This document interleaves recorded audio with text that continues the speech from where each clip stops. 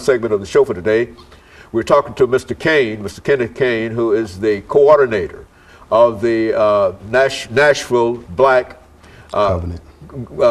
Covenant Coalition. I'm sorry about that. You know, we've been stumbling through this all evening, but I think NBCC. NBCC. Yeah. Okay, Nashville Black Covenant Coalition, and this is a group of individuals that have come together in an effort to try to deal with some of the real economic and social ills that are facing many young African American men today. Not only African American men, but more than not African American men. And so let's give you an opportunity to make some other statements in reference to some of those individuals you are trying to serve.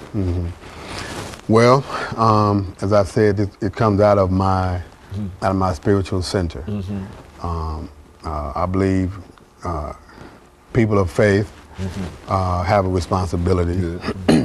And so issues that we're trying to deal with, as I said, with people with the felonies, but also understanding the terrible economic conditions people are having to live through, despite what they say about the average unemployment rate. You know, as you know, in our communities, when they have a recession, we have a depression, right?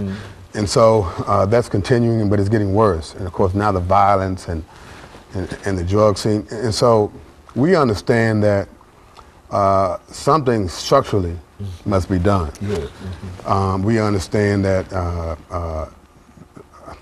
the whole Holocaust of slavery, those years, 400 years, have done great economic and social damage to us as a people. And so we want to try to find a way to begin to address these issues in a very intelligent way.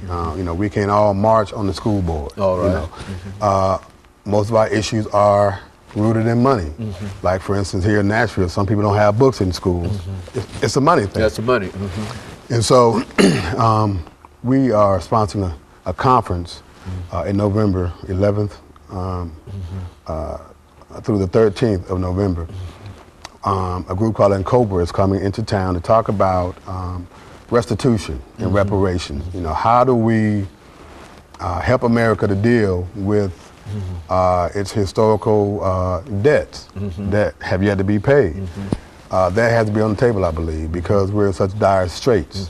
Our people are so hungry right now. They are losing their homes. So we must address the economic issue from a more structural you know, standpoint.